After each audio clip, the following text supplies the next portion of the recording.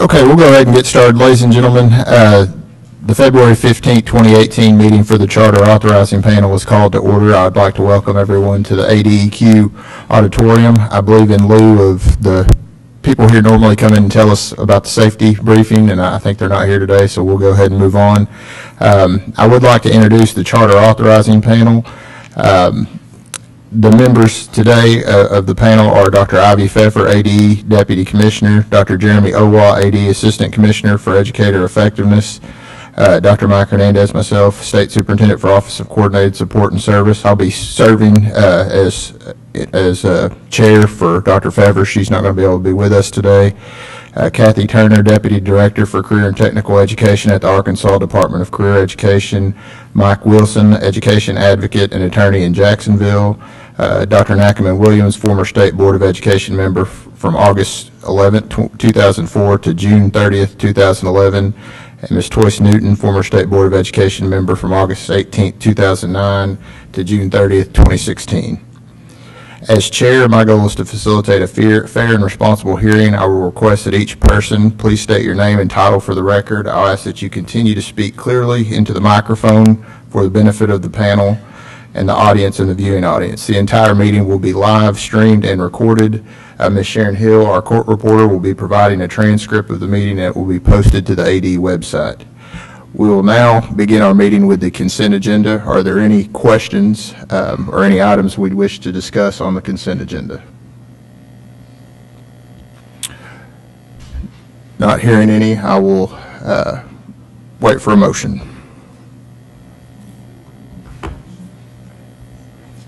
Second. Okay, we have a motion by Mr. Wilson, a second by Dr. Owa. All those in favor say aye. Aye. Any opposed? Okay, motion passes. We'll now move into the action agenda items. Ms. Boyd, you're recognized. Thank you, Dr. Hernandez. Alexandra Boyd, Director of Charter Schools.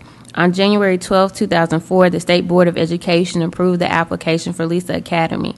The charter is approved to serve students in grades K through 12 with a maximum enrollment of 2,100. Representatives of Lisa Academy are appearing before the Charter Authorizing Panel to request an amendment to their current charter. Excuse me, before we get started with this item, I would like for Staff Attorney Jennifer Davis to explain the procedures for this particular item. Thank you, Ms. Davis. Hi, good morning. Jennifer Davis, Staff Attorney for the Department. The procedures that you'll follow today is that all persons wishing to provide any presentation to you today will need to be sworn in with the exception of their attorneys. The applicant will have 20 minutes to make its presentation to you, followed by 20 minutes for any opposition, and that is a collective 20 minutes. And then the applicant will also have an additional 5 minutes to make any kind of closing remarks that they wish. You can ask any questions of the applicant, of the department staff, or anyone who you feel may have an answer to the question that you have. At that point, you can either choose to vote today. If you do, you have a Google Doc that's been provided to you for you to state your reasons for your vote. If you choose to ask for additional information or to defer it, there are some time limits, and we can deal with that when we get there.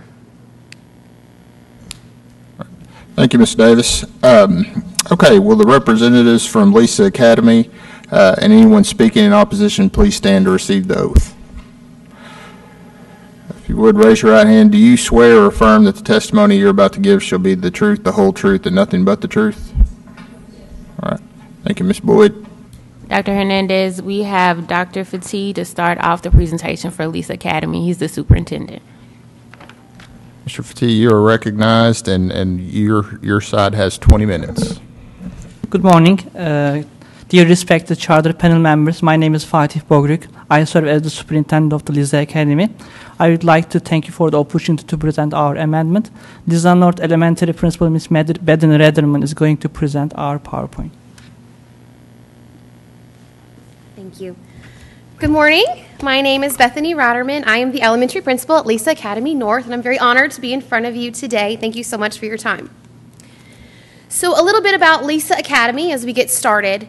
Lisa Academy is a public charter school committed to providing academically rigorous college preparatory program for all students K-12 to improve and excel in excel in providing a dynamic, resource-rich environment so they can have their best chance to achieve all of their goals. Currently, Lisa Academy has 2 K-12 systems, one north of the river and one west of the river. So west of the river, students begin at Lisa Academy Chenal, that's our K-6 building. Then they move to Lisa Academy Middle School, that's our 7-8. And then we have Lisa Academy West High School, which is our 9-12, so it's 3 buildings west of the river. North of the river, we just have Lisa Academy North. We are 1 building with all K-12 students under 1 roof. Lisa Academy is successful because of our planning. We plan academic success for all students. We embrace our diversity. We prepare all of our students for college and career readiness. We embed the STEM education from kindergarten through 12th grade. We get them ready by involving the parents, making that community behind them, and we collaborate with others, especially our community. You will note that on the most recent 2016-2017 school report cards, Lisa Academy performed very well. So this information was from 2016-2017. We performed very well in math, very well in ELA, but what we are most proud of is our graduation rate. You can see Lisa Academy is now being compared to the other local districts as well as the state in this chart, and we outperformed all of the other as well as the state. Lisa Academy has 100% high school graduation rate and 100% college acceptance rate at Lisa Academy North. This is because of our caring teachers and that community environment that we provide at the school. We also just released ESSA, and we noticed that most of our schools are in that top 10 to 15% as well, something we're very proud of due to the commitment of our teachers and our students and our staff. Not only do we expect them to excel in the academic realm, but we also expect them to be well suited for life outside the classroom. This may be through science fair participation, academic competitions, athletics, music, other curriculars such as archery, things of that nature we also want to provide, so we have those well-rounded students. Something we're very proud of, though, at Lisa Academy is our diversity. Since opening, you can see that our diversity has increased steadily, both in minority populations and our percentage of students identified as free and reduced lunch students. In fact, we were recognized as the most racially diverse school in the state of Arkansas by Public School Review in 2016. At Lisa Academy North, just the K-12 building, 53% of our students are recognized as earning that free and reduced lunch title, something we're very proud of that we've intentionally planned. Our students at Lisa Academy North, again, have 100% college acceptance rate, 100% high school graduation rate, and in 2016 and 2017, we were recognized as the 2nd most challenging high school in the state of Arkansas. And something I'm very proud of, our students are not only going to good colleges, but they're going to some of the nation's best. And this is just a little image to show you where our students have been accepted to, something we're very proud of. Now, in order to get our students prepared for STEM careers, we have to intentionally plan activities and events for them to get involved with it, whether it be Learning Blade, where the students get to act as a STEM professional through their career orientation classes, whether it be their science fair projects and space camp, where they get to engage as STEM professionals, or our STEM Festival. And this is something that I'm really excited about. Our STEM Festival was a brainchild of Lisa Academy North and UALR partnership in 2015. In 2017, Lisa Academy welcomed more than 2,000 public school students from across the state to the STEM Festival. Now, this could be either being exhibitors at the STEM Festival, or it could be as observers learning at the STEM Festival. This demonstrates one of our most innovative practices at Lisa Academy. We call it the Students on Stage model. And this is where, you have the traditional science fair where students present on the flat board with the pictures you may have seen. In the Students on Stage model, as you can see in the right-hand picture, the gentleman, the student, is actually presenting the experiment in front of his viewers. He's having to defend it and show them in real life time, where he's having that authentic STEM experience as a STEM professional, and the students are asking questions and engaging in that. Our 4th annual STEM Festival will be on March 9th, 2018, so everybody mark your calendar. We're very excited. You can come, meet the students, ask questions, and see the crowd, because this is a two-way learning opportunity for students that we think is very innovative. Now, those academic successes are not just because of our staff and because of our students. It's also part of that triad of learning. You've got to get the parents involved. This is a teamwork. So we engage our parents in the school as much as we can. One of the things that we find is most critical is to get them in the building. build that relationship, get to know each other so we can really meet them where they are. We have monthly activities, Donuts with Dads, Muffins with Moms, activities like Watchdog Dads, where they can volunteer, where they can be in the hallways, where they can be a role model. And what we started this year is a really neat program called Volley. It is an online program where parents can sign up for events as they choose, and they can make a profile where as events are put on there, it will alert them to say, hey, you signed up to be involved in the classroom activities. Here's a new event just for you. So it's very catered to what the parent likes to do. We actually have had 250 people sign up on Volley. We're very excited about that. And through the Volley program, they're also vetted. They also have a background check, so we know the volunteers are strong. We're very excited about that. 21 current opportunities on Volley, and we have, get this, 728 hours of volunteer time logged through the Volley program at Lisa Academy North. Something we're very excited about, especially at the secondary level. We got to get those parents involved to keep that strong relationship going. Now, not only have we been excited about getting parents involved, but we also want to involve our community as well. Collaboration and best practices is key. Whether it be our educator effective conferences, whether it be inviting other schools to engage in our 5th grade math tournament, whether it be working with North Little Rock School District, whether it be having teachers come in and observe best practices like they did from Helena, West Helena, or our newest program, which is a Circles program. If you've never heard of the Circles program, this is really amazing. It's a new program for our special education students. What happens is, as students go into the secondary classes, 6th through 12th grade, they're expected to have a transition plan about what they're going to do with themselves and where they're going to go after high school. In the Circles program, this is a student-led program. So the student decides where are they going to go, what are they going to do, and the student presents. Then we facilitate bringing the team around them of leaders that can help them achieve their goals, where the student then presents, and then they can set their transition pathway. This is really critical for us because we've seen a big growth in our special education population. Currently, the Lisa North building, 11% of our population is identified as special education, but in 6th through 12th grade, 24% of our population is identified as special education. So that Circles program is critical to help them be on the path to success. Now, because of all of our success, there is a huge demand for expansion at Lisa Academy North. Parents in the Little Rock, North Little Rock, Sherwood, Jacksonville are all seeking quality education as evidenced by our current wait list of more than 2,000 students. However, due to limited space, we have no additional academic offerings that can be offered within our walls and no additional athletic offerings. So what we'd like to do is have a dedicated and specialized building, one for elementary and one for middle high, to really meet the needs of where the kids are at. So I've got a few images here for you. This is one of our intervention classes, and you can see it's a little bit crowded. What we'd like to do, if we had a little bit more space, was have those groups be a little bit smaller, give them a little bit more room where our teachers can work with them more closely. This is our gym, and if you've been to our building, you've seen our gym is about half the size of a normal gym. It is not AAA sized. It's great for doing warm-up practices, stretching, things of that nature. However, we have to rent out a local church to do the events because it is not AAA size, to do our full-size practices. And you can see during our parent events, it is overflowing because our parents are extremely involved. You can see this is the line coming into the door. Again, we have a very good turnout of parents at our events, and we would like to offer more space to get more parents involved. Something we're very excited about as well is our new solar car opportunity. We have a team of high school students who are building we're the only school in the state, attending the National Solar Car Competition, and they are currently building the car, but because of space limitations, they're using our storage room. They're doing a great job at it, but we'd really like to offer them a full-size classroom and the full-size space where they could really grow the program. You can see Donuts with Dads. We actually had to, Cookies with Grandparents. We had to move it into the classrooms because it was so crowded. So when we started thinking about this project, we wanted to survey our families and see, is this something they're even interested in? What's the demand? And you can see more than 90% of our respondents have felt very positively about this expansion project. Therefore, Lisa Academy North is seeking to have an additional building for middle and high school students.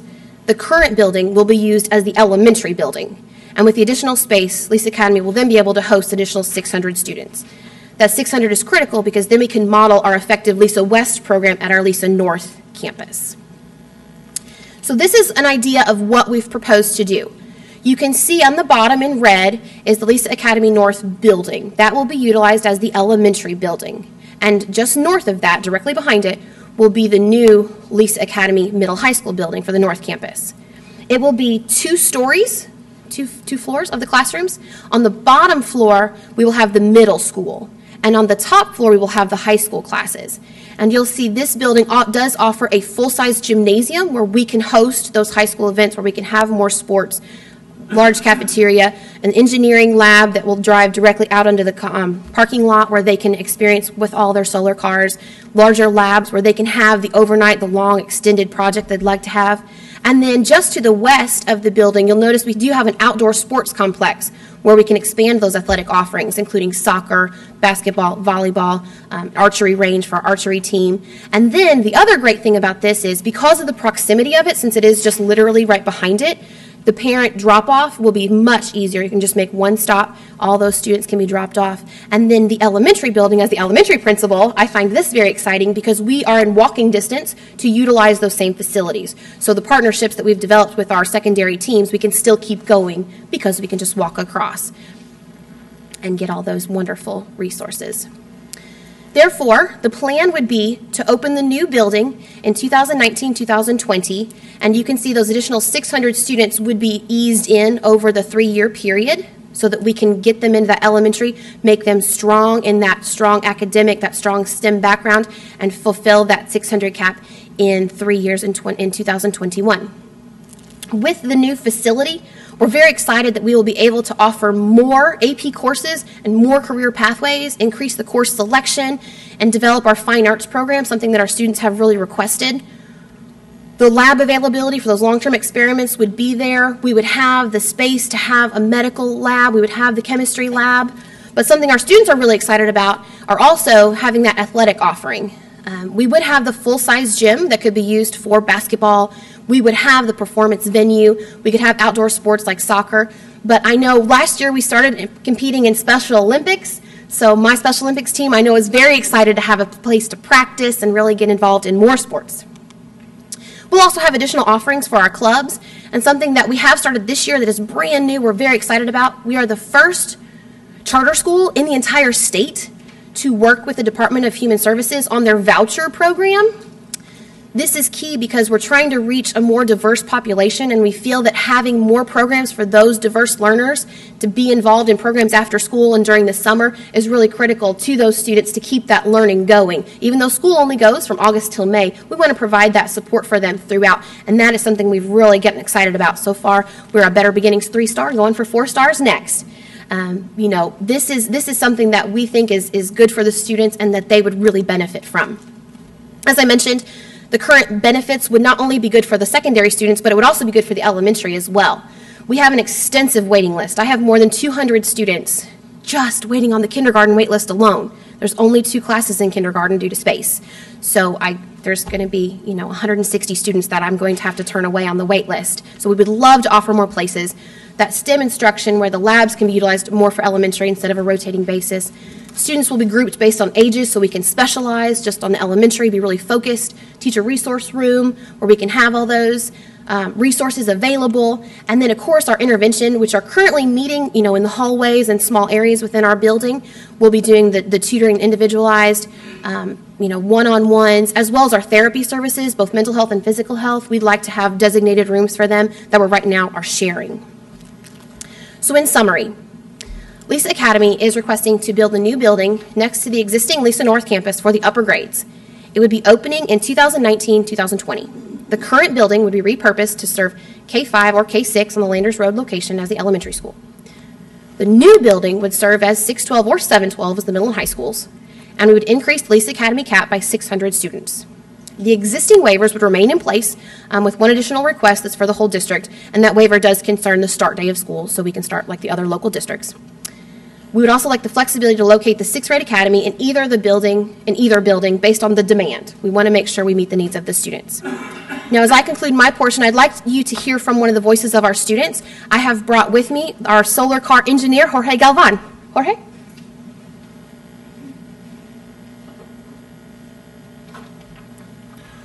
Good morning. I am Jorge Galvan. I am a sophomore from Lisa Academy North. At first, I was really unsure Lisa would be the right school for me. I always had the idea of playing soccer for my school, and Lisa didn't have the resources to provide those kind of sports. Regardless of the sports, I quickly learned that Lisa had everything that I need in order to have a successful future. I quickly learned that being in Lisa will provide me with different activities around my school, so I began right away. My first year at Lisa, I sang a Spanish song, which is something I had never done before. During the language competition, I made songs, presented, I danced in a variety of different cultural dances as well. Being in the language festival has helped me understand the benefits cultural diversity offers to not only me, but to everyone else. Last year, my friends and I joined the Solar Car Challenge. The goal of the competition is for students to make a solar car from scratch and race it against other schools around the nation. I designed the car with the help of my lead engineer, June Surreal, and with my other students. Learning everything there was from 3D designing to welding was difficult for us, as most of us are only sophomores. But with the support of our teachers and an unmatched amount of determination, we learned everything we needed. This year, we'll be racing the car from Texas to California. The goal of the competition is to test which car will go the farthest distance without collapsing. On March 9th, we will be presenting the solar car in the STEM Festival, so you are all welcome to go. Also, if at any point in time, you're welcome to go to Lisa and see it for yourself. My team and I have made an extraordinary amount of progress, despite the workspace we have available. Nevertheless, we continue to work hard to one day be a winning team. I'm happy to say that throughout my time in Lisa, it has made me into a better person. This school has provided me with many opportunities to become a better person and to shape my future into a better one. Thank you. And I'd also like to hear from the parents' perspective as well. So we've brought a parent of both elementary, middle, and high school, Miss Valerie Martin. Good morning. My name is Valerie Martin. I'm a parent at Lisa Academy. As Ms. Rotterman said, I have 3 students, one in elementary, one in middle, and one in high school. We've been there since the doors opened at Lisa North, so my son, who's in the 10th grade, has been there since first grade. In the beginning, we started because I really wanted to go to a school that recognized well-behaved and quiet-mannered students, as opposed to just, knowing students who kind of got in trouble all the time, and that's how we had, where we felt at a public school. And at Lisa, all my kids, they're just recognized. They don't have to be in trouble all the time, and all the teachers know them, and that's important to me. Also, what was really important to me about the school was diversity. I want my kids to grow up in an environment that's going to model what they're going to be in as an adult. And at Lisa, I knew they were going to get, a lot of cultural experiences, and I want them to have that. So when they grow up and they, move around and they do things, that's something that they don't feel strange about. It's just they know that that's how the world is, and that's how Lisa is, and that's very, very important to me. Also, I think Lisa is great for providing opportunities that I didn't feel that they could get at other schools. My oldest son is in a ACT prep program called CRLP at the school, and so he's had ACT prep since 6th grade, and they don't provide that at other campuses. And my daughter, who is in the 7th grade, is super excited that she gets to start that next year. And so over, a course of his middle school and high school, he has had ACT prep, and I think that that's going to help him so much getting into college. And, as we've seen, Lisa has a really great graduation rate and a college acceptance rate, and that's important to me.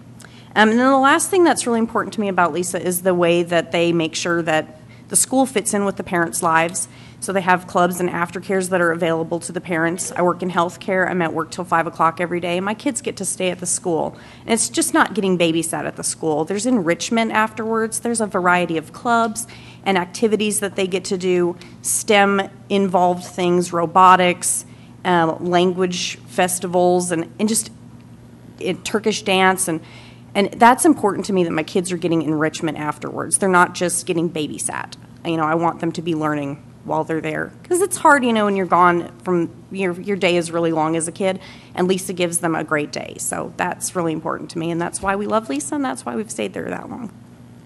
So thank you. Thank you very much for your time. Thank you. And Jorge, we may want to see some of that dancing and singing before you get out of here today. So, yeah. Ms. Boyd, do we have anybody here to speak in opposition? Okay, we do not. So, Representative Lisa Academy, you have an additional 5 minutes if there's anything else you would like to share before we move over to questions. Okay, so we will now move to questions. And so, are there any questions for the panel members? I mean, for the Lisa Academy representatives. Dr. Hernandez, I have a statement, more of comments than a question. I was fortunate to visit the campus last fall, and I will tell you that I was really impressed with the conversations that I had with the students. I was motivated by the conversation and definitely enlightened by how they took ownership of their education. We talk about college and career readiness, and those students, the students that I spoke with, really understood. They were able to articulate what it meant to be prepared both for college and career, and the hands-on activities that they participate on a daily basis actually support college and career. So it was enlightening. It was refreshing to see how the students took ownership of their education. They taught me something. One young lady asked me if I wanted to see her dragon. I think that's what it's called, and I didn't know what I was going to see. And so, but she has, I think she's a junior or a 10th grader, and she's been taking care of the dragon since 7th or 8th grade, and she knew everything about it's.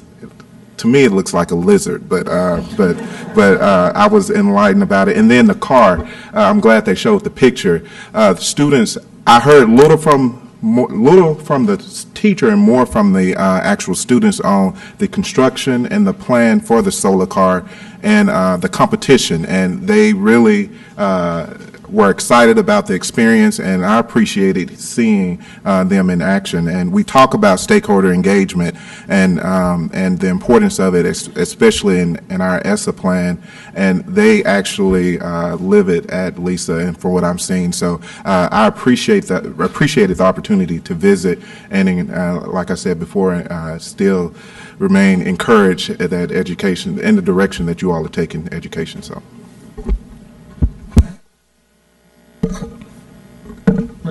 Questions? Ms. Turner? Thank you. I also had the opportunity to visit Lisa and experience some of the same experiences Dr. Owa did. I did not see the dragon. However, I did visit with students. I also was impressed with the ownership of their learning, with the excitement. We did watch the students dance that day. I couldn't get them to dance with me, but it was a very good experience. I do want to encourage them, and I did that day, that as they plan to expand, to keep in touch with our office as they expand their career and technical opportunities. That is an area that I see that they do have some needs. There are some things that can be taught online, but in career and technical education, you know, we must have some hands-on experience, or at least we want them to, especially in the healthcare field, we want them to practice how many sticks they have before they stick me. So there are some things that we talked about that day. They are offering online, but due to the limited space, they could not have the entire lab, and I know that is in the plan. So I also was impressed with the diversity and how they welcomed the diversity and actually taught that through many of their activities with their language classes and their dance classes. And so I learned a lot that day as well. I had a very good experience. As we move forward, I still want to encourage them to work with Department of Career Ed as they plan their career and technical education programs, plan the expansion of that, as we can help them with the development of the labs and those type things. But thank you to Lisa. I appreciate the day. It was very beneficial. Ms. Newton? While I don't see it as a deal breaker, I know one of the things that consistently charters have touted was their extended school year. So I just like you, and I know that's a part of your request and amendment is to have it reduced. Could you speak to the justification or rationale behind that, given that almost without exception, charters say that they're going to increase the extended school year. So, in the current plan, we're only asking to just put that school day start a little bit earlier, like our other neighboring districts, to that August 13th because that August 14th. So we're not looking to go to year-round schooling. We're just looking to move that date up just a little bit. I do see the importance of increased education, and that's why we offer so many tutorials after school. We've got the small group, we've got morning in the library. So I do see the benefits of that for a lot of districts, but for us, we're just looking to increase that start date for this particular year. Does that clarify? I may not have seen this because I got here at 8:30 this morning. It was 9:30, so I may have missed it. But it would be shortening the end of the year as well? No, It ma'am. would not, okay. Mm-mm.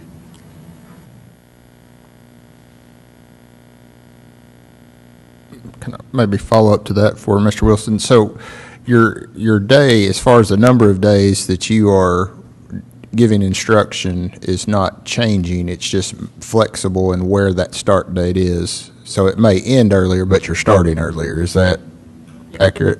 This year we have 1 year waiver, just we want to extend for coming years too, and especially we offer 2 extra days. We have 180 school days in our calendar, so we are not shortening that. Just we would like to start early, so we will have more days before testing, and then for a number of days in each quarter. So because of these flexibilities, we request, and most of Lise Academy follows the Central Arkansas district, so Little Rock, North Little Rock, and Pulaski, when they start, we start at the same time. So we are not asking something changing, and not just the flexibility. Thank you. Mr. Wilson?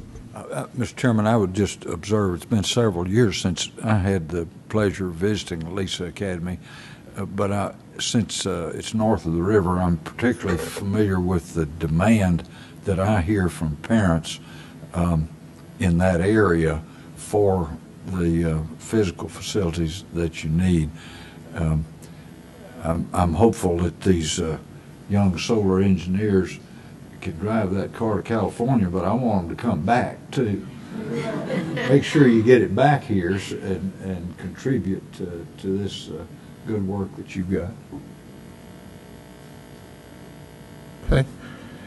Any other questions right now? I've got just maybe a couple questions, and this may be for Ms. Boyd or Ms. Davis. When the amendment to increase the cap, does that lock the district into, or the academy into those 600 students just being at Lise Academy North, or is it just their overall cap will be increased? Good question.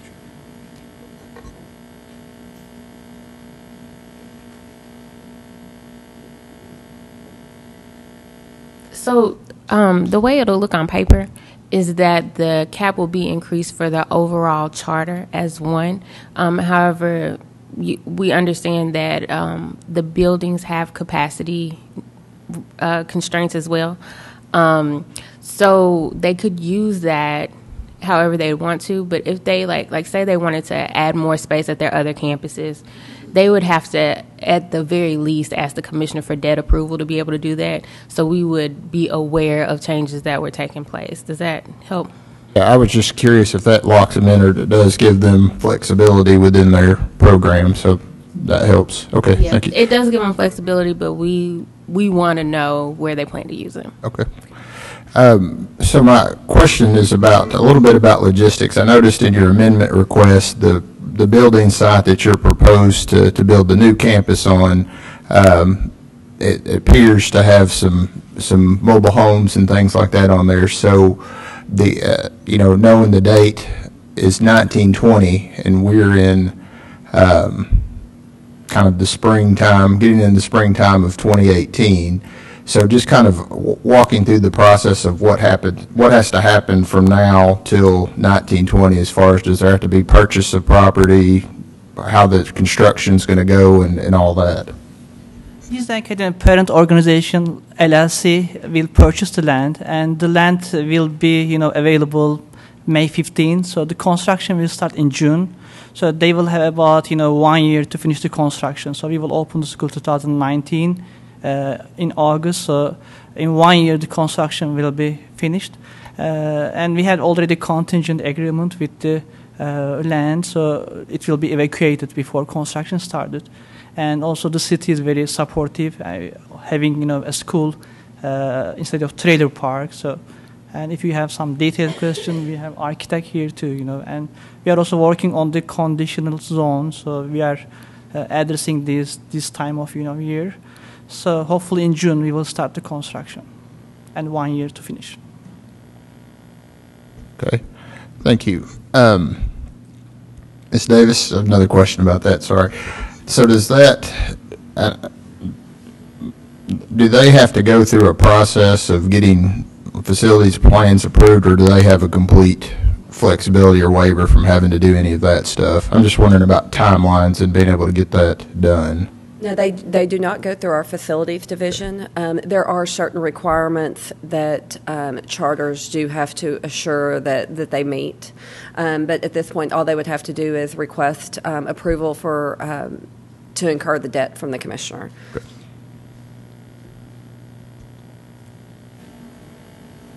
Any other questions from panel members? All right, not seeing any, I will entertain a motion on their request. I move to accept the amendment request.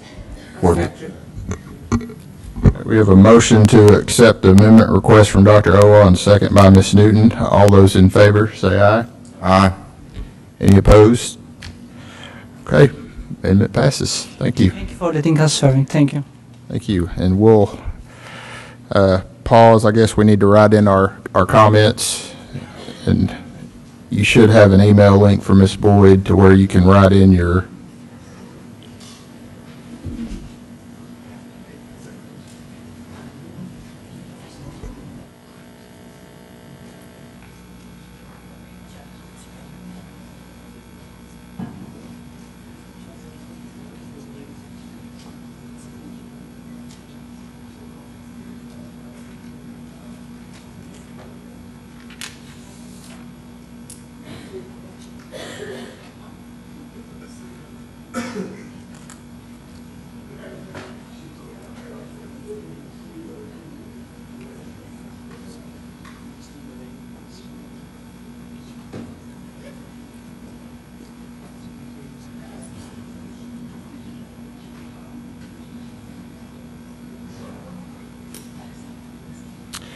Okay, we'll go ahead and get started.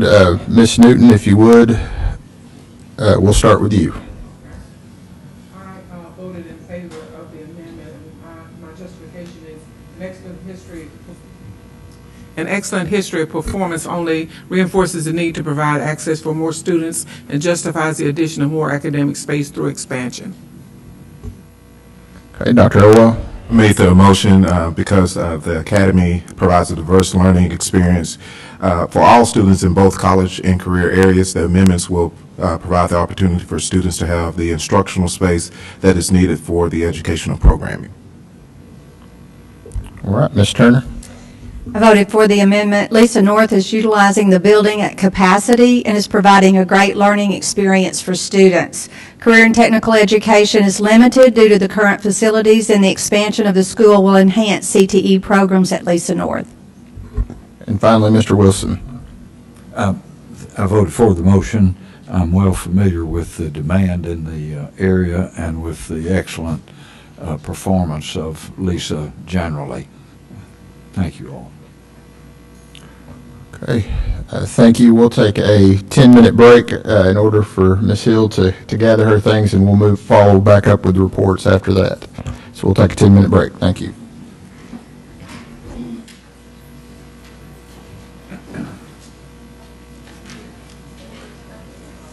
Excuse me.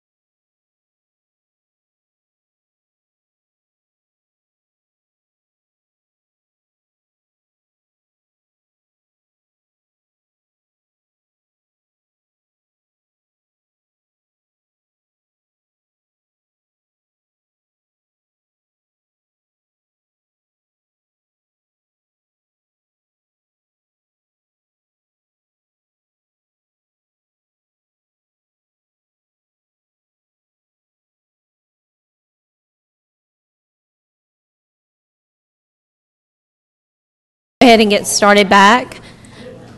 I apologize I was absent earlier, but I know you all were in good hands with Dr. Hernandez serving as chair. So he told me he's always good about making sure everyone gets out on time. I don't know if he's saying something about me, that I tend to drag it out. I'm not sure, but anyway, I do appreciate all of you.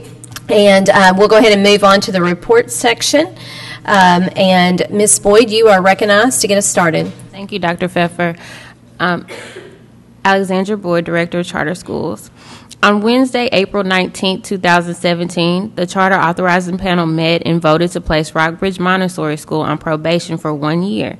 During the 1-year probation, reports are to be submitted to the Charter Office every 90 days on special education, governance, finance, and required reporting.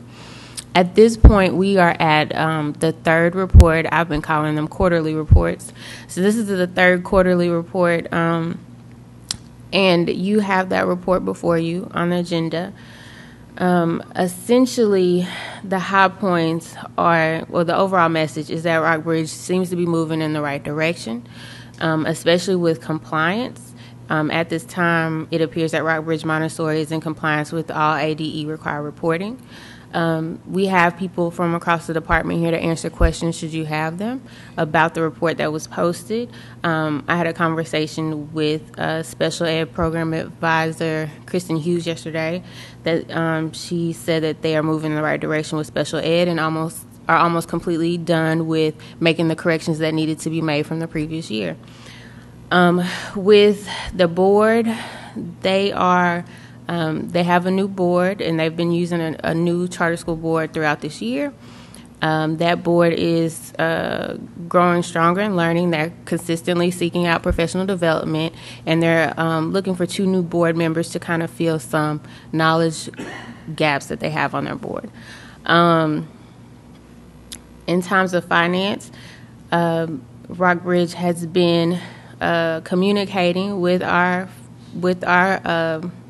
finance office and keeping up-to-date documents with them. They've also been working with APSRC. It's my understanding that they meet with APSRC weekly to go over finances with them to make sure that finances are handled well in-house. So that's basically a summary of the report that you have before you.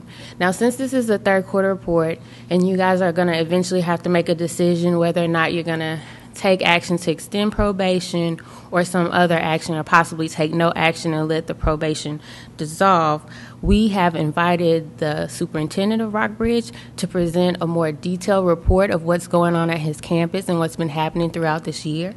And we would appreciate if you would allow him to come and present that information.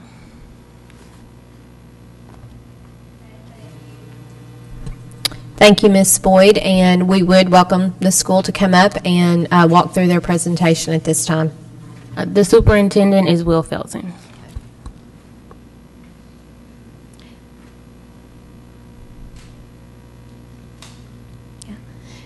Superintendent Felton, when you are ready, if you'll state your name for the record, you'll be recognized. Will Felton, Superintendent, Rockbridge. Thank you for letting me speak. It's been a great experience for me to work with Rockbridge, and I started in July, and there have been a lot of changes. Hey, Mr. Wilson. So I wanted to give you an update. We are currently at 120 students. We have 12 staff. The students' numbers have increased. We're at 72% African American and 25% Caucasian. We do provide free lunch and breakfast for all students at no cost, and these are our grades because they're grouped at multi-level, which is the Montessori dynamic, so you can see that they're grouped together. Today, hopefully we can hit on the 4 areas that the school was hit before I came: finance, special ed, governance, and academics. We've had major improvements in all these areas. Basically, I have to admit that the staff has been very, very beneficial and worked really hard. I do want to say this time that the Arkansas Department of Ed have been wonderful. I have never at any time felt like I was thrown to the wolves or by myself. The special ed department, child nutrition, the charter office, everybody has been very helpful. And then the APSRC has been wonderful to make sure that if I had any questions, I could call at any time. So it's not just been, I'm by myself. With finance, we do have weekly meetings with the finance team where we go over projections. We make sure that we're staying on track, making sure that, looking at our current spending per week, what we sent out, what we got coming in, looking at checks and journal entries. We go through all of that, make sure we have up-to-date totals. We've moved to a purchasing card. We went through all the vendors and the insurances and update all those. Some of those were kind of out of budgeting range, so we renegotiated and got those tightened up. We fixed all handling the cash procedures and purchasing. In July, we started with $102,000, and now we're sitting at $135,000, so we feel very comfortable that we've been keeping a positive balance each month. And we are projected right now to end around $56,000 if we stay on track and don't spend more than what we're budgeted each month, which we've been doing really well at. So we feel like that's a good thing. We're going to keep weekly meeting because we feel like that's important for us to know where we're standing, if any unexpected expenses come up, so we can handle those. When we got some contracts coming up that are very expensive at the end of the 3 years, this is our third year. So we're going to look at in-house versus using vendors, like, for instance, Medicaid billing, maintenance, and custodial work. And then there are some grants we're applying for, hopefully to help us in certain areas to get some things done for the school. With special education, I was just approved that our compensatory is ready to go. We do have 20 students. That's 70% of our population. And these are the breakdowns of what they're working with. We don't have any 504 students right now, or profound or severe students. And all of our therapies now are contracted with Allied Therapies. Before, when I got there, there were several different people providing services for students. It was quite confusing to make sure that the students were getting those. The Allied organization, but before the slide, before you talk about Medicaid billing, so school is doing Medicaid billing through what mechanism? So one of the reasons I picked Allied is working with us to teach us how to do Medicaid billing and working with us, and then it'll switch over to us. We did not do any Medicaid billing last year. Those were all done through the therapy groups. So what is your certification through in order to be able to bill Medicaid? We're working on that process. So you're working to become certified? Yes. So you're not actually billing Medicaid now? Not yet. We're working towards that. That's a goal.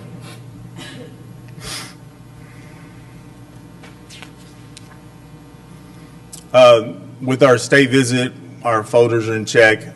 We went through the general programming. We did all the IEPs. We're holding all those meetings with students. We have all of our speech, PT, and OT services. We found us a SACO evaluator, and then we now have a certified special ed instructor, which was very important for us.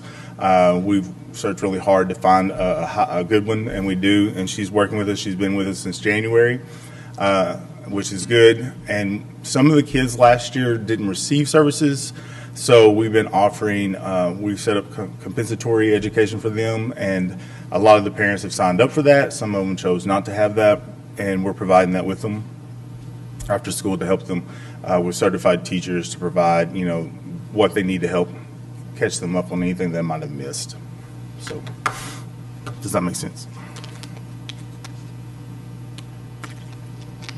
I've just got a question for information purposes. Is the staff or to the charter staff, do schools typically, whether traditional public schools or charters, bill Medicaid as a part of everyday doing business? I'm not aware of it, and it may be something in standard practice, but generally that's from an outside contracted source. You get into a quagmire of things, I would think, when you get mixing education with Medicaid billing, and so is that something that typically goes on? So from my understanding, the way it works is that, I'm trying to think of how to say it. I'm not sure if it's a common practice, but I do know it's an allowable practice. I don't Dr. Hernandez, do you have information on that? I mean, my experience has been, you mentioned an outsourcing group. You know, we typically went through the Medicaids in the schools that worked with us on that stuff, but I don't know that it's problematic that a schools could have flexibility to do that. I know, Ken, do you have something you want to say on that? Ken Rich with APSRC. It is common practice for schools to bill Medicaid, and if they don't do it themselves, sometimes they're like educational co-ops have people that help them, and they work through Medicaid in the schools a lot of times. It's common. And like I say, it might be my lack of understanding, but I know that generally they're through through organizations like CARF or COA. So are schools coming under those accreditations for Medicaid, or does something give schools exemptions from accredited organizations to be able to bill Medicaid? I know you have to come under an accredited, supervised, generally a national certification to be able to do that, and I don't, you know, I'm just wondering how schools do that, just for information purposes. I know they fill out the paperwork. It's very targeted to where when they do Medicaid billing, it's really around the vision and hearing screenings type work, and some with special ed type services. So I don't know that they're kind of. I know you have to have a clinical director. You have to have a medical director. That's what I understand. I don't know. So, Ms. Newton, what we can do is at a future meeting, we can ask for our director, Jerry Clark, to come to talk to us, and also our special education, maybe just to do a work session with us and talk about that. I would agree. I know that in schools where I've worked that the Medicaid billing is done. It's not something that I've asked as to all of the hows and the whys, but it is not uncommon for schools to and it may engage in not that. fall under our purview. It's just a curiosity, about that being something that schools can have access to. That certainly could add to their financial stability, but at the same time could create. We've seen in the media how it can create some other issues that could be negative. And I'm just wondering how they traverse the systems.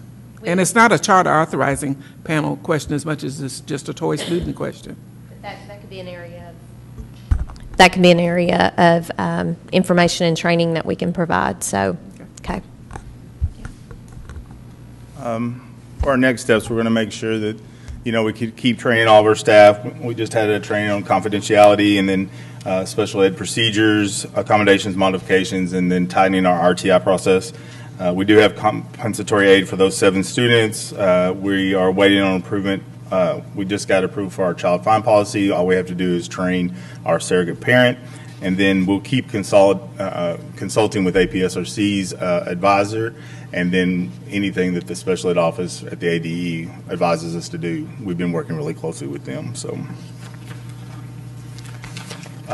we spoke a little bit about governance.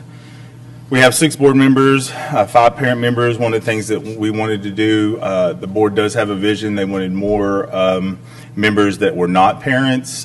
So we have a new community member, and then they wanted other members that kind of are in education, maybe a college or another community member to be there.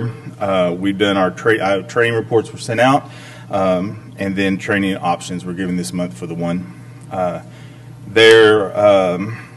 All the leadership is returning for the new year, so that's a positive note, and that's good.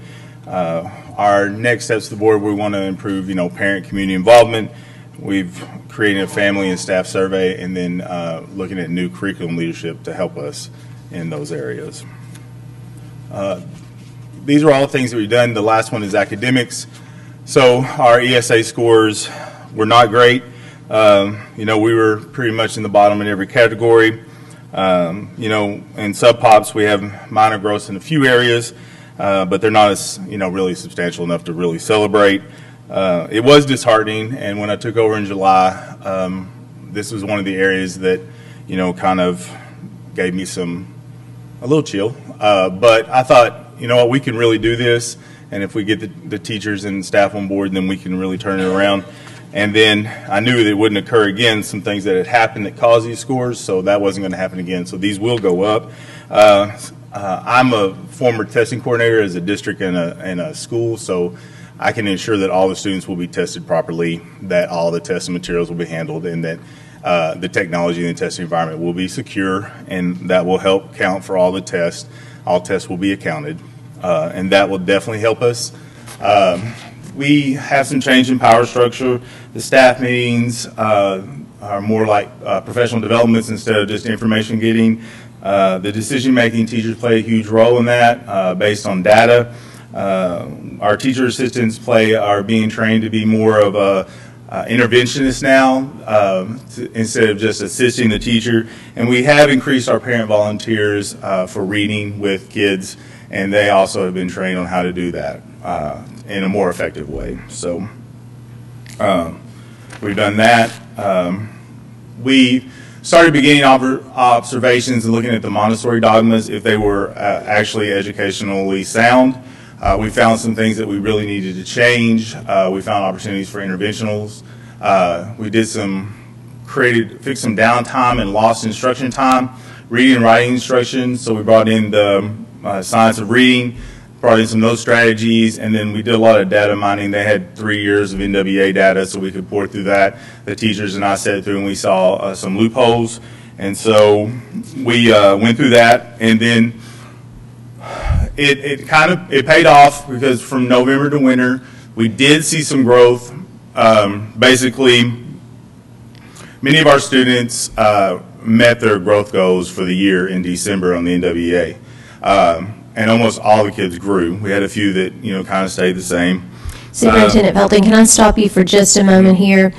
Because I want to make sure as you're explaining this that I'm understanding. Okay, so the data on the left, is that mid-year or the winter, or the fall or the winter? They're both the winter scores, and this is the kids that grew per grade level. So the right side is the math and reading. How many grew and met their growth, and the one is the. But we don't have the comparison from the fall to the winter. No, I can get that for you. Okay. Though. It's really easy. Okay, I'm sorry. No problem. That's clear. 89% of our students, they did really well. We did have huge growth in 6th and 7th grade in reading, and we have a reading teacher teaching those kids. And she was using the science of reading strategies and other steps and using comprehension strategies. So she's been helping the other teachers by teaching them those strategies, and they've been implementing those in their classes. And we're already starting to see changes. My biggest concern was, the ACT Aspire is a good reading test. I mean, you read just about every problem. But on average, the school was reading like at a 3rd, 4th grade reading level, which of course is disheartening. Now we're moving them up. We're seeing an increase in the books that they're reading. We're giving them more opportunities to read. We're encouraging reading at home to help get those kids reading more, and then using the strategies to help them understand what they're reading better.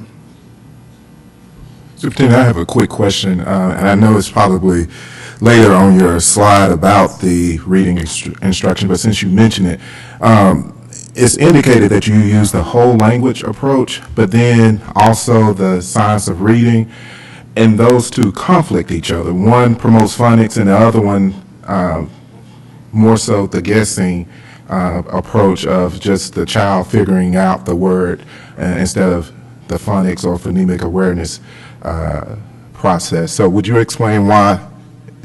They were using the whole language approach. We moved to that because that's what we saw on the data when we mined that they were missing the phonemic and phonetic awareness. That's where they were missing it. And so we backtracked and then started building those skills with Words Their Way. Started helping them do that at the lower levels. We did a spelling DSA spelling analysis test on all the students to figure out where their level was, and then we started backtracking to help them get there. They caught on pretty quick, and then they moved forward. But we felt like whole language was not helping them. Whole group was not helping them at all, and so we kind of switched back to the more. So you've already completely transitioned from the whole language approach. Okay. I'm not totally against it, but it wasn't meeting the needs of our kids. So, yeah. Any other questions?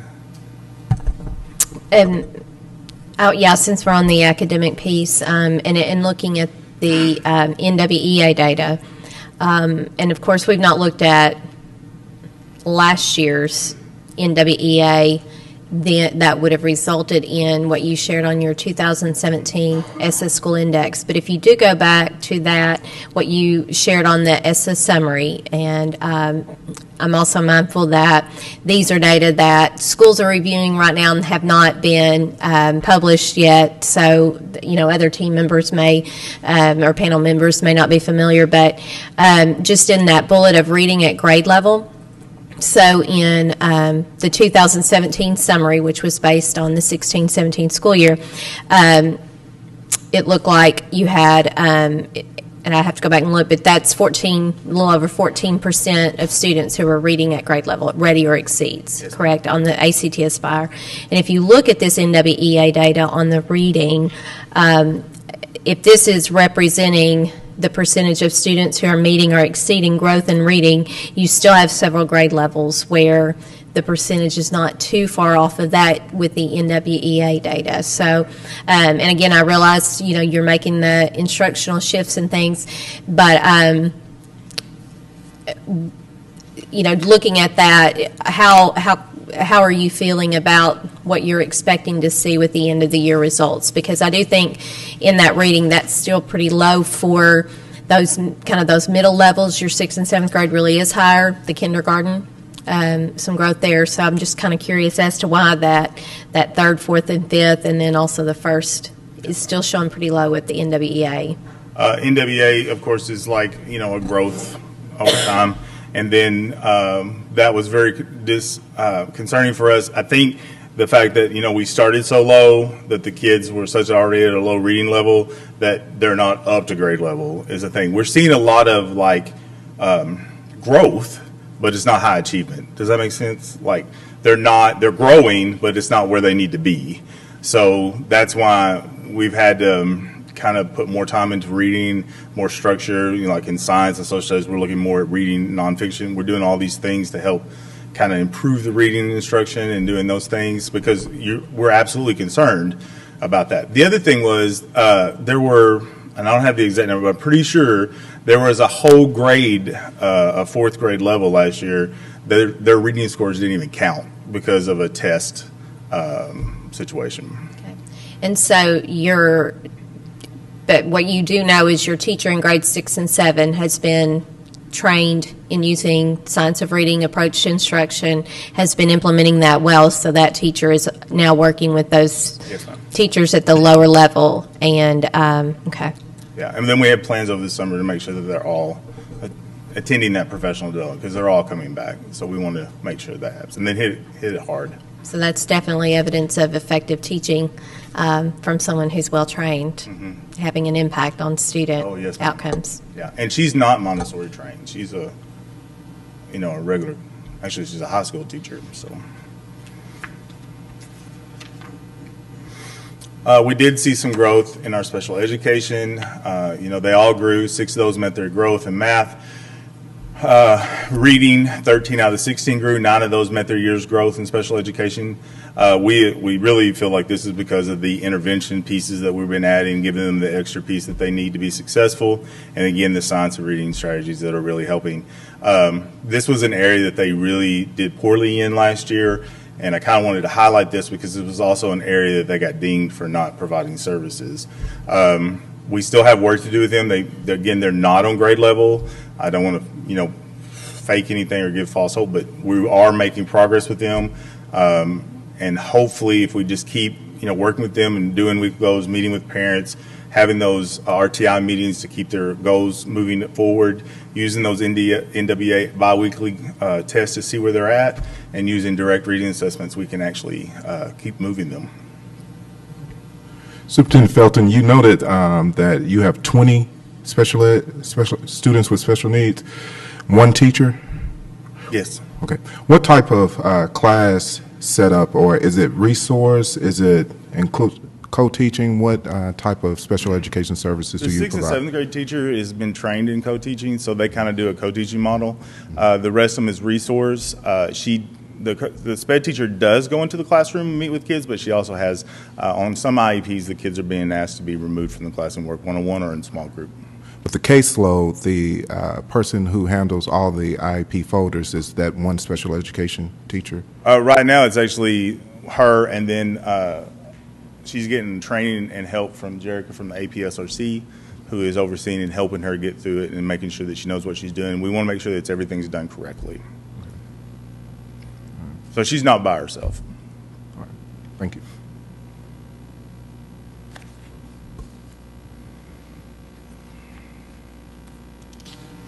So, like we said, we're getting rid of the whole language approach. We've added some daily 5 adaptations so we can build stamina for reading and independent reading and science reading. We're doing more direct instruction with comprehension strategies, and we did add vocabulary and phonics instruction to this. We definitely found that they had not a very strong vocabulary. Writing, most of the writing was a natural path of motion, so they start with cursive and then they did sight words. We've moved them away from that Montessori into narratives. We've introduced grammar and mechanics in a more natural setting, and then we've integrated writing into social studies. And then she's the strongest teacher, so she's teaching the concepts to the others. We've also moved her, and we rearranged our schedule where she's also teaching the low grades, the 4th and 5th grade students who were having struggles. So she actually teaches reading to that group of kids. Math instruction, they do a lot of concrete to conceptual. There's a lot of tools. One of the issues was the Montessori language was not connecting with the Arkansas or the ACT Aspire language, so they use different tools like beads and tubes for division, memory boards, and things like that. When we started connecting the language to them, the kids started making those connections, and they started seeing what tools they were using compared to what they were being asked to use on the test. And then there was a lot of missed standards, especially in geometry, statistics, and algebra. So we moved 5th and 8th grade to engage New York math for more rigor. And then I'm teaching that class. That's my background is math. And then I'm teaching teachers how to teach math.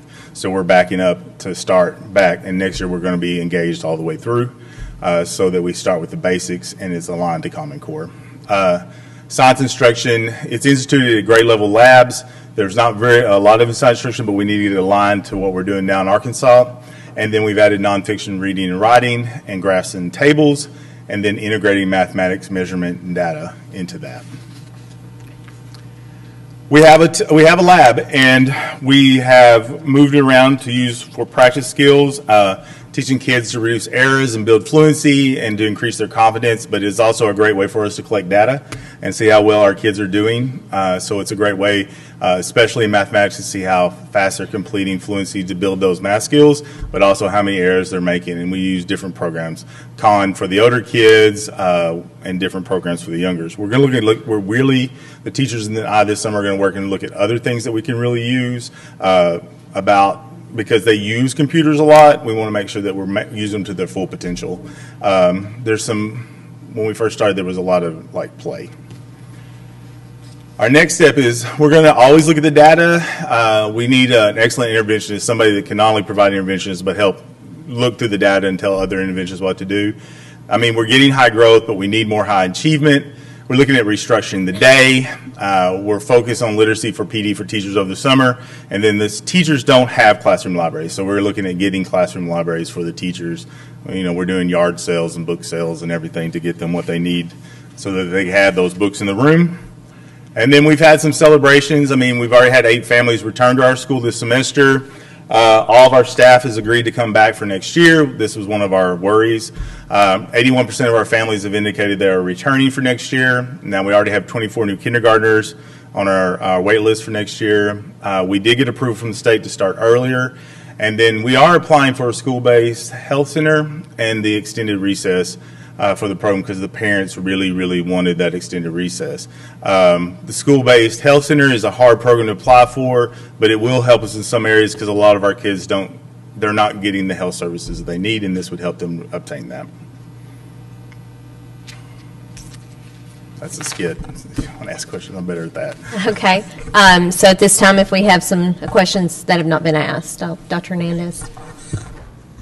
I just need some clarification on student enrollment. I know you had mentioned earlier that you had 120 students in your presentation. Looking at the finance report that was given, it said that the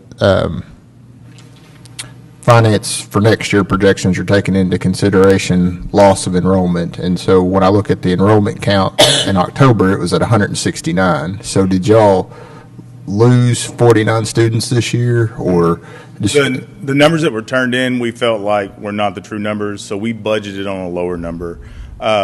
Because I came in late, I didn't know there was a ton of kids already in the system as if they were coming, and they weren't. Does that make sense? They enrolled them, and they weren't enrolled. They went to other schools, so we had to remove those, and that's where we lost them. So okay. So it looks like the first quarter ADM was around 130. I know we're getting ready to get second quarter ADM numbers, but you feel like that's going to be closer to the 120? It will be. Yeah. 120, yes, okay. Sir. All right. That's what I need to know. Thank you. And I guess from the five, we feel like we're in a good place of budgeting for next year. Yes, sir.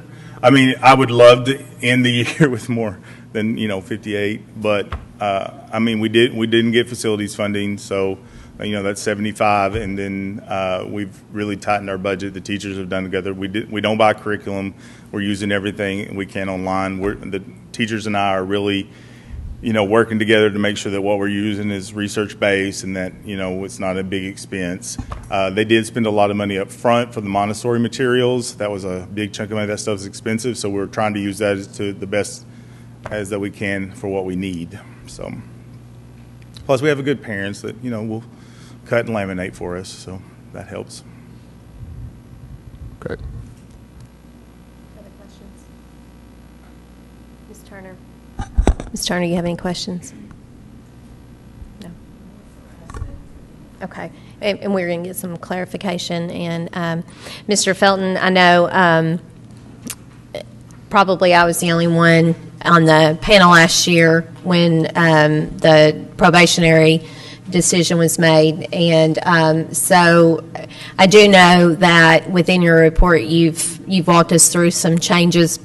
For those that weren't here, the special education issues that really came out about this time last year, I guess in the winter last year, they were significant, and so I do appreciate the school's dedication and our ADE team's efforts to really work with them and to help put things in place. So that has been a big focus to ensure that everything is done there like it needs to be.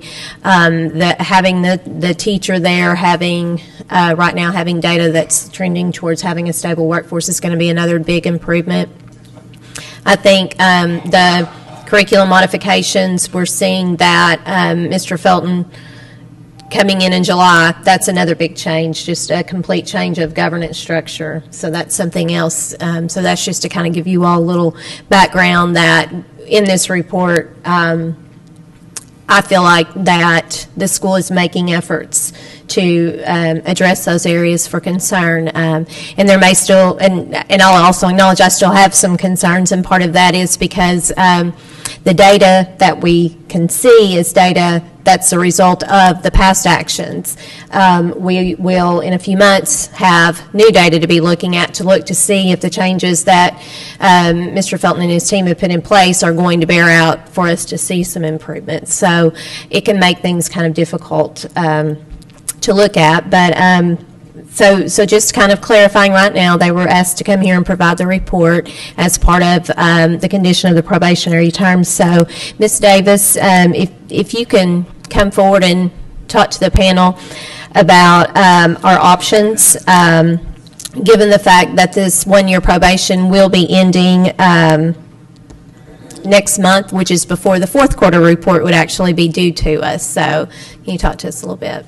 Sure. So the report today that you have, that will just be an acceptance of the report or not. My suggestion would be is that you call them back in March and make a decision at that point based on any other additional information that may or may not have at that time, and make a decision whether or not you want to continue their probation, you want to release them from probation, or if there is additional action you want to take. If you want to take additional action, then we can work with you to schedule a meeting on that, so that way they know. But I would recommend you call them back next month for an action item to either extend or release probation or take other action.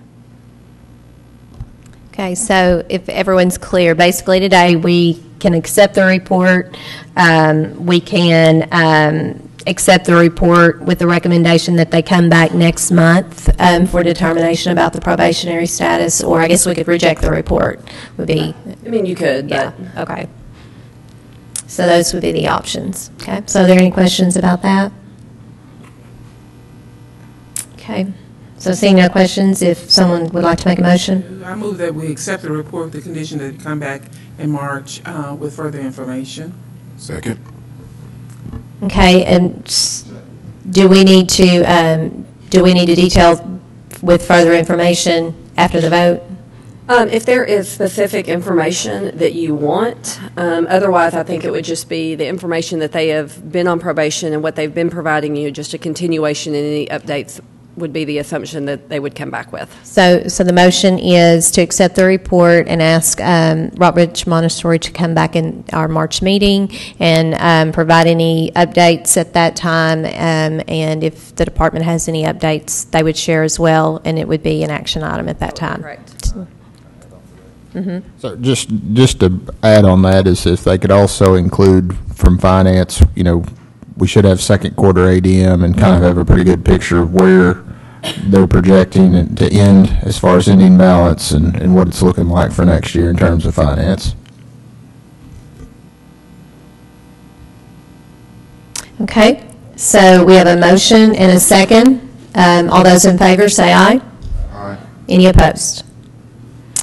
Okay, thank you, Superintendent Felton and your team who's been here. Thank you to ADE people who have helped out with this as well. And we will see you next month. Ms. Boyd will be in touch with you on details about the March meeting. So, Ms. Boyd. Panel members, is there any other information that doesn't fall into the 4 groups we've been talking about that you would like to see or hear next month in addition to the request that Dr. Hernandez made?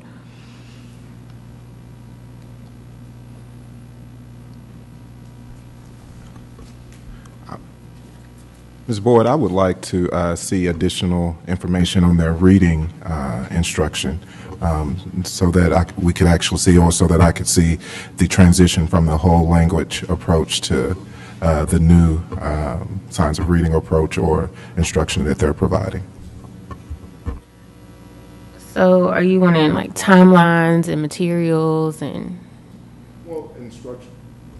Any examples of instructional delivery, lesson plans? It's just the training that they're receiving, the educators are receiving on the science of reading that differs from the training that they've received for whole language, the whole language approach.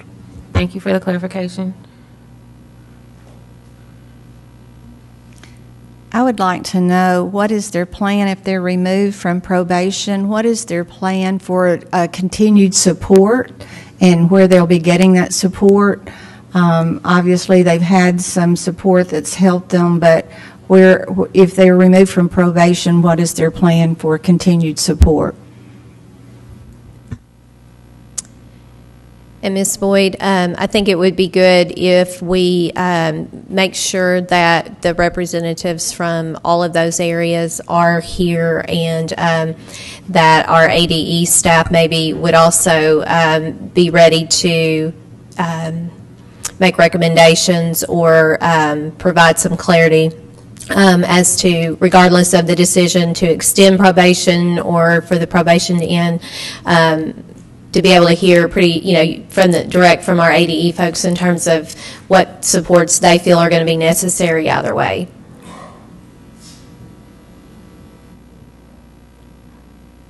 Okay. Okay. And I have provided a voting sheet for you all to document how you voted on this report, simply because the state board has asked for more information regarding this item. So if you haven't had a chance to complete the voting sheet for the report, I would appreciate it if you did. Okay. All right, so we'll go ahead and fill that out.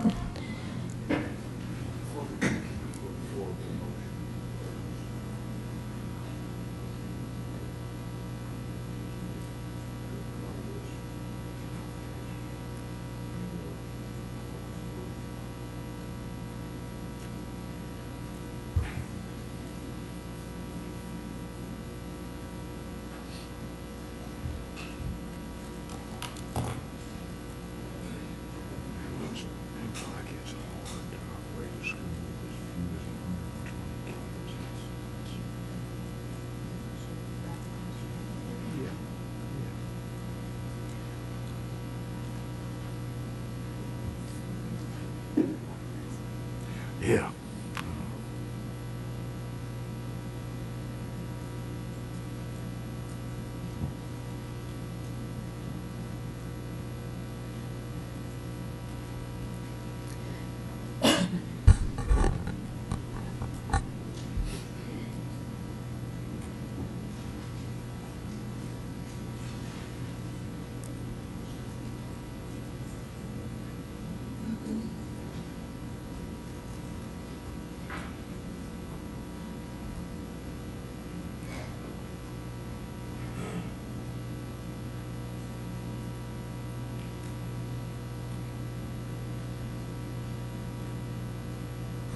Okay, I'm going to let members go ahead and publicly detail, and that may add a little bit of information from Ms. Boyd as well. So, Dr. Owa, we'll go ahead and start with you.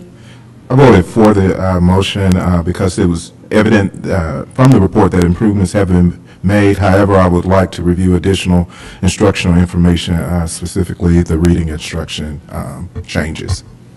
Ms. Turner?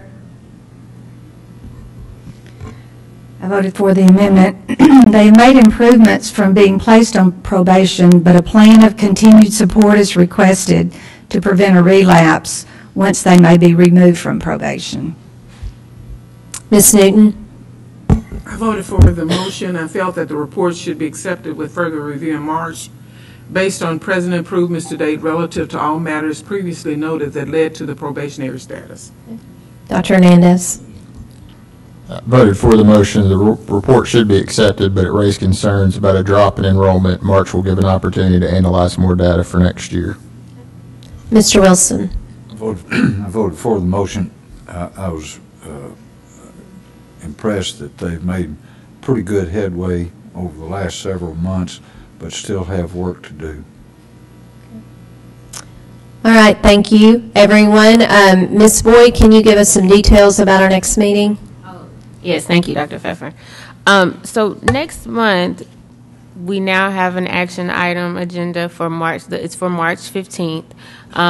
So we'll have the Rockbridge probation as a action item. And then also the finance team and myself have been working with some charter schools on the presentation of the financial reports that you've been asking for, that you are scheduled to see in March. And so what we would like to do there is we would like to provide you with the documents, the same documents we provided you with previously with the updated data. And then we'd also like to present you with a new kind of more user-friendly presentation of the reports that we worked with some charter school business office people on and kind of have built some documents or used documents that were previously built that we think might be more beneficial to you, and kind of do that as a report, but also as a work session. Okay, so one action item, and then the others will be reports for us, okay? So we would anticipate start time to be? I think we could start at 10:30. Is it at night or in the morning? In the morning.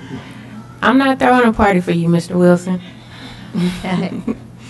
All right. I think we can start at 10:30 and be out of here no later than 2, probably before then, but just in case you have questions about the financial reports. And then I think at the end of that kind of work session and report, we'll decide what you expect to see in future financial reports. Okay. Do you have any questions or concerns about that?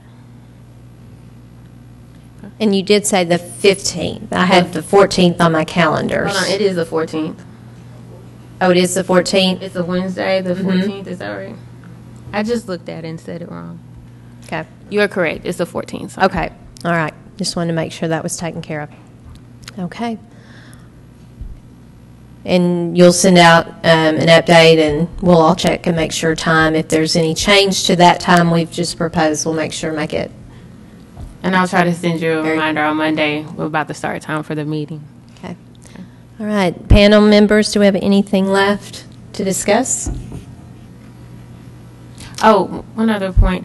We thought about, do you think it's a good idea to invite state board members to the finance work session report on the financial reports? And that'll be in the afternoon of the 14th. And do they review those? Is that, I can't remember the process. It's a report, so it wouldn't go to the state board. They would only review it if they came to our agenda and looked for it. Okay. I mean, I think if we have a work session, that's an open meeting, correct? Right. Yeah. So we can make that information known and Just available. Okay. if it can be videoed and then also shared. Yeah, we can talk about that. Okay. Okay. That's all I have. Is that I was looking at our crew right here? They I started saying Kevin's not looking at me, so we'll talk and we'll figure out what we're doing from there. Okay. Okay. All right. Well, panel, I appreciate you. Thank you, people in the audience, for coming, and team members. Hope everyone has a great rest of the week. And do I have a motion to adjourn? I move that we adjourn.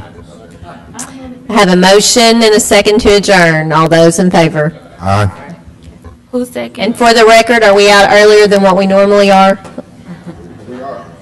Who's seconding? These two. Okay.